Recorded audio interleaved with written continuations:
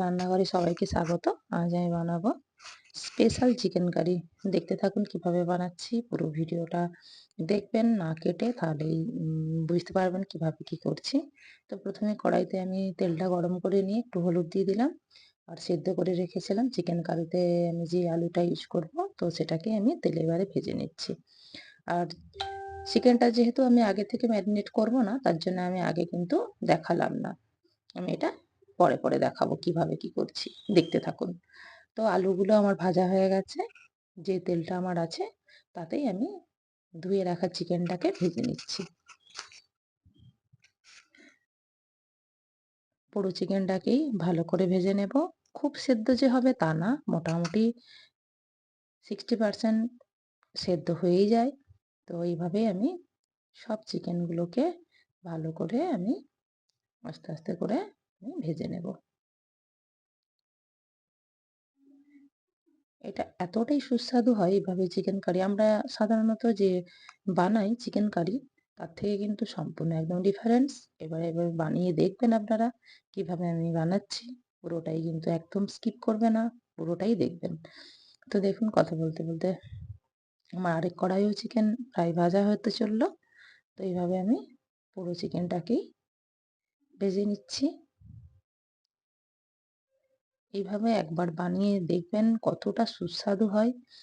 আর সাধারণ যে chicken curry করি, যেটা নর্মালি সাধারণত যেটা করে থাকি, তার থেকে এটা একেবারেই মানে আলাদাও হয় এবং টেস্টিও হয়।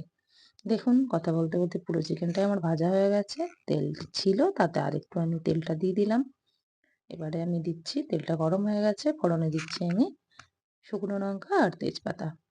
আর তারপরেই দিয়ে দিচ্ছি আমি এখানে গোটা গরম মশলা, সেখানে আছে দারুচিনি, লবঙ্গ আর এলাচ। এলাচটাকে অবশ্যই ফাটিয়ে দিয়েছি আমি।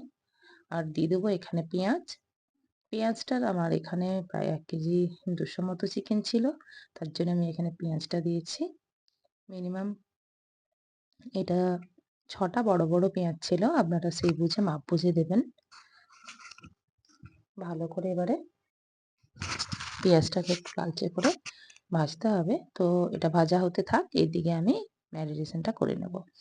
যে চিকেনটা আমি ভেজে রেখেছিলাম তাতেই আমি এবারে দিয়ে দিচ্ছি ধনে গুঁড়ো। ধনে গুঁড়োটা আমি একেবারেই 1 চামচ ভর্তি দিলাম।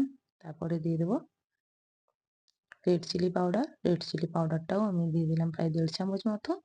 আর তারপরে দিচ্ছি গরম মশলা। এটা মানে 1 টিস্পুন কি একটু কম। আর দিয়ে দেবো এখানে ফ্যাটানো টক দই। দিয়ে সুন্দর করে এটাকে আমরা মাখিয়ে চিকেনটাকে রেখে দেবো। ভালোভাবে মাখাবেন, তাহলে মাখানোটা চারিদিকে দইটা পুরোটাই পুরো চিকেনটাই মানে লেগে যাবে চারিদিকে।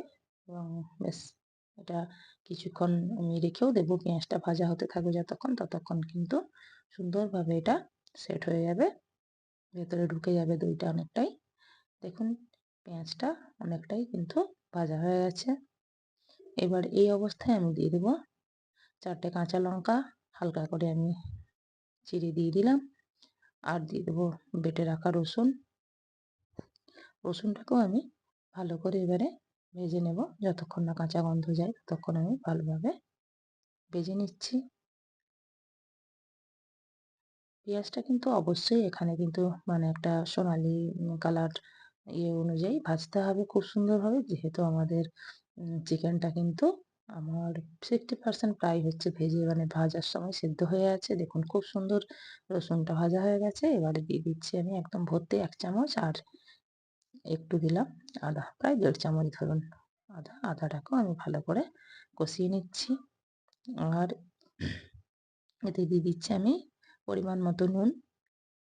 সরি, এটা আমি হলুদ দিলাম। নুন আমি এখনো ইউজ করিনি, পরে করব।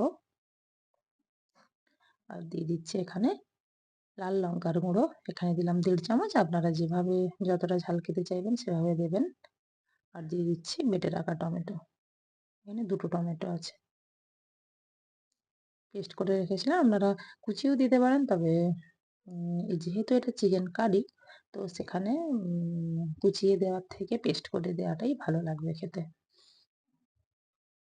সুন্দরভাবে কিন্তু মশলাটা কষানো হচ্ছে, দেখেই বুঝতে পারছেন কত সুন্দর মশলাটা হয়েছে। পেঁয়াজটা কিন্তু পুরো গলে গেছে, একটুও দানা নেই।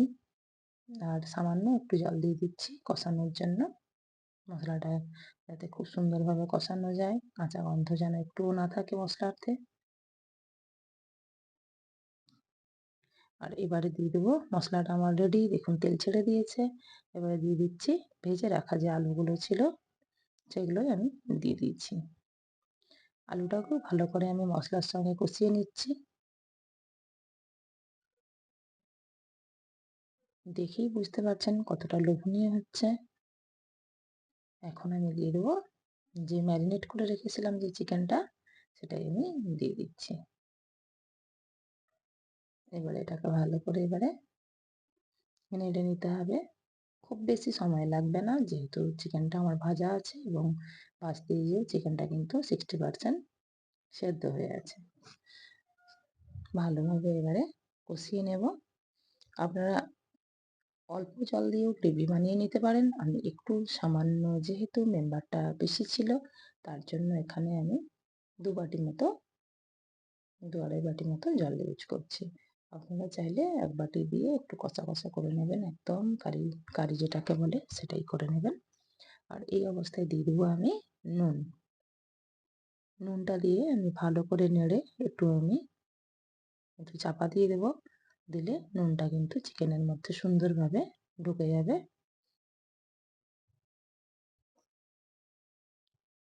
দেখুন কতটা সুন্দর হচ্ছে রান্নাটা, দেখেই বুঝতে পারছেন।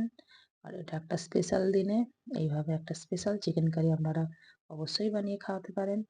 আর এটা কিন্তু রুটি, পরোটা, ভাত, ফ্রাইড রাইস বলুন, জিরে রাইস বলুন, যে কোনোর সঙ্গেই আপনি সার্ভ করতে পারেন। দেখুন সুন্দরভাবে কিন্তু মোটামুটিভাবে যে মশলার সঙ্গে যে চিকেনের যে কষানো, সেটা কিন্তু হয়ে গেছে। এবারে আপনি কিছুক্ষণের জন্য একটু চাপা দিয়ে দেব। দেখুন কতটা সুন্দর হয়েছে। এইভাবে আপনারা অবশ্যই কিন্তু বানিয়ে খাবেন। আর যেই পাত্রে আমি চিকেনটাকে ম্যারিনেট করেছিলাম, তাতে আমি 2 বাটির একটু বেশি জল ধুয়ে দিয়ে দিলাম। এবারে আমি ফুটতে দেবো ওটা।